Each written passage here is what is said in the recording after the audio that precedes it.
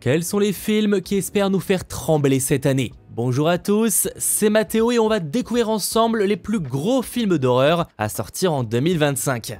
Débutons en janvier avec la sortie du très attendu Wolfman, réalisé par Lee Gwanell, connu notamment pour The Invisible Man. Et il s'agit là d'une nouvelle histoire de loup-garou avec une famille qui est attaquée par l'une de ces créatures et qui va donc griffer le père. Ils vont alors se barricader à l'intérieur d'une maison. Mais bon, vous en doutez, il va commencer à se transformer en quelque chose d'horrible, mettant en danger la sécurité de sa femme et de sa fille. D'également prévu en début d'année 2025, on a un thriller assez étonnant nommé Compagnon. C'est vendu un peu comme un programme de science-fiction mêlant amour et horreur, avec Sophie Thatcher vue dans Yellow Jacket, Jack Wade dans The Boys, et disons que la manière de vendre le projet est assez étonnant. En gros, ça dit que New Line Cinema, à qui l'on doit n'oublie jamais, et les auteurs déjantés de Barbare, proposent une histoire d'amour d'un tout nouveau genre. Je ne sais donc pas ce que ça va donner, mais à première vue, ça paraît assez intriguant.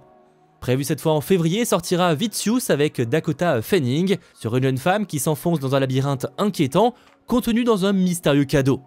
Et en parlant cadeau qui est particulièrement attendu, vous allez comprendre pourquoi, on a le film The Monkey. C'est basé sur une œuvre de Stephen King et c'est réalisé, c'est ça qui va nous intéresser, par Osgood Perkins, à qui l'on doit en 2024 le film qui a fait sensation, un certain Longlegs.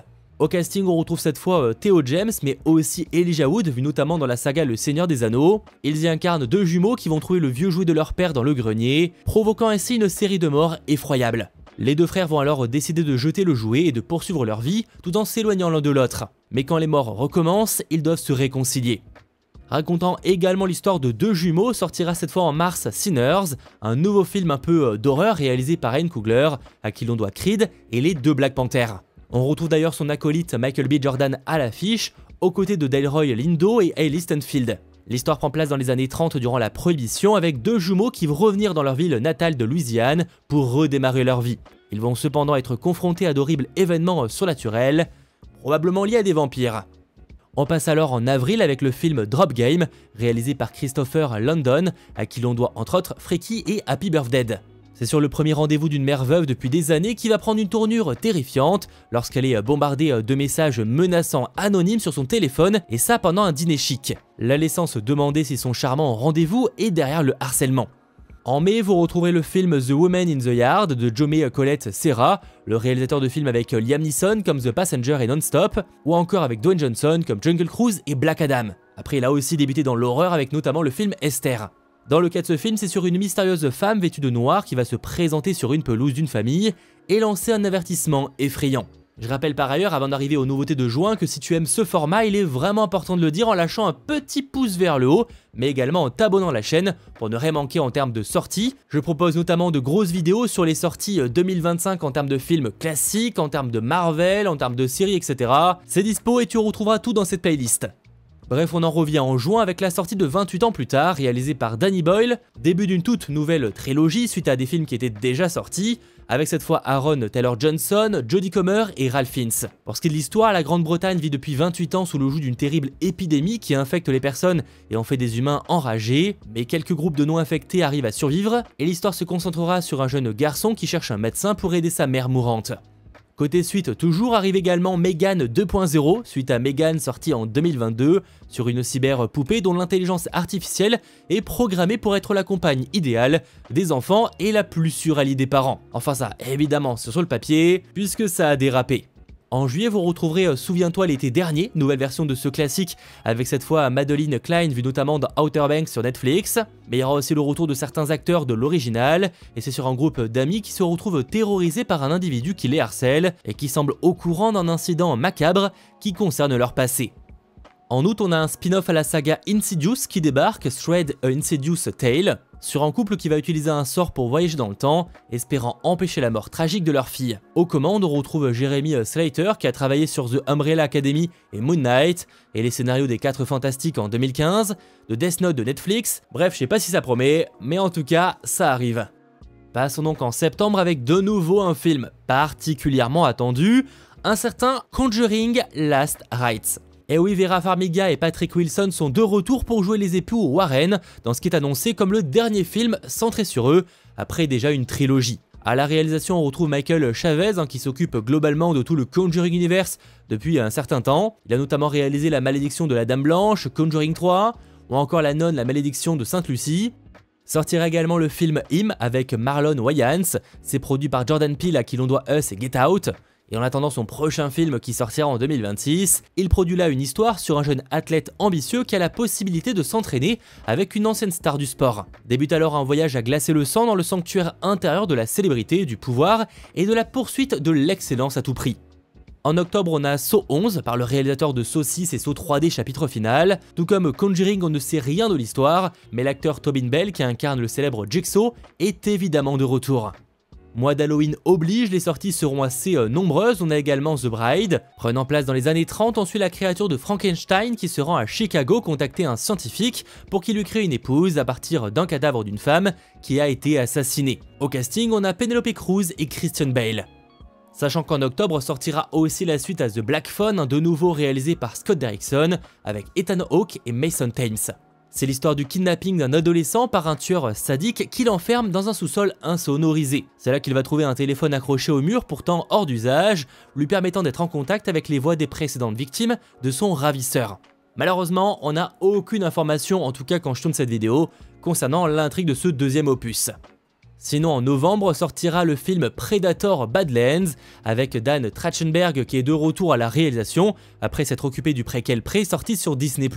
Cette fois, changement d'ambiance, on quitte la Terre pour un futur dans l'espace, vu que l'originalité de Predator Badlands sera de suivre directement Ayodhya, c'est-à-dire le nom des Predators. On va en gros suivre un personnage qui devrait nous terrifier, mais aussi nous toucher. C'est en tout cas la promesse faite par le réalisateur, sachant qu'au casting, on retrouve Elle Fanning. A savoir qu'il ne s'agira pas du seul film Predator à sortir en 2025, mais de nouveau, quand je tourne cette vidéo, on n'a aucune information à son sujet. Retenez juste que si vous êtes fan de Predator, vous aurez de quoi profiter en 2025. Passons alors en décembre avec le dernier film daté de l'année 2025, on a encore beaucoup de films d'horreur à évoquer, mais malheureusement ils n'ont pas encore de date. Sortira donc en décembre Five Nights at Freddy's 2, suite au film sur des animatroniques qui prennent vie. Le premier opus suivait un jeune homme qui accepte un poste de gardien de nuit dans un restaurant désaffecté, et avec l'aide d'un agent de police, il est confronté la nuit à des phénomènes surnaturels inexplicables et bascule dans un univers cauchemardesque. Et c'est évidemment basé sur le célèbre jeu vidéo. Ça c'était donc les films dont on connaît la date de sortie. Mais vous vous en doutez, on aura bien d'autres films à sortir en 2025 côté horreur. C'est notamment le cas du film Frankenstein, nouvelle vision de la célèbre histoire de la créature de Frankenstein. On aura donc The Bride, mais on aura également ce film, réalisé entre autres par le fameux Guillermo del Toro. Attendez-vous donc à un film romantique gothique qui sortira en 2025 sur Netflix. Oscar Isaac qui incarne Victor Frankenstein qui s'efforce de redonner vie aux morts et parvient à créer une créature horrible jouée par Jacob Elordi aux côtés de Mia Goth et Christoph Waltz. D'ailleurs, toujours sur Netflix devrait aussi sortir le nouveau film Fear Street après une trilogie et nommé-la Prom Queen. Dans la liste des ça devrait sortir en 2025 et probablement au cinéma mais on ne sait pas quand, on a aussi Return to Silent Hill. Christophe Gans est de retour à la réalisation après s'être occupé déjà d'un film en 2006. C'est donc l'adaptation du deuxième jeu vidéo, excellent opus qui s'est d'ailleurs offert récemment un remake. L'histoire suivant James Sutherland dont le cœur a été brisé après la mort de sa femme, mais un jour il va recevoir une mystérieuse lettre de sa part, ce qui le conduit dans la ville de Silent Hill. Entre cauchemar et réalité, James va tout faire pour retrouver celle qu'il aime. En parlant d'adaptation de jeux vidéo, en 2025 sort un film Until Dawn sur le jeu du même nom. C'est réalisé par David F. Sandberg, réalisateur de Annabelle 2 et des deux films DC Comics Shazam. Et c'est sur un groupe qui va passer le week-end dans un chalet de ski sans savoir qu'ils ne sont pas seuls. Autre genre, on devrait avoir la sortie du nouveau film Destination Finale, nommé Bloodlines. Dans les années 60, une grand-mère prédit l'effondrement d'un immeuble et sauve un groupe de personnes de la mort. Sauf que voilà, des décennies plus tard, sa petite fille commence également à avoir des visions du décès des membres de sa famille. Les liens familiaux seront donc au cœur de ce nouvel opus. Citons Présence, réalisé par Steven Soderbergh. L'histoire se déroule dans une maison habitée par une force inconnue, sachant que l'originalité c'est qu'on y suivra le point de vue du fantôme.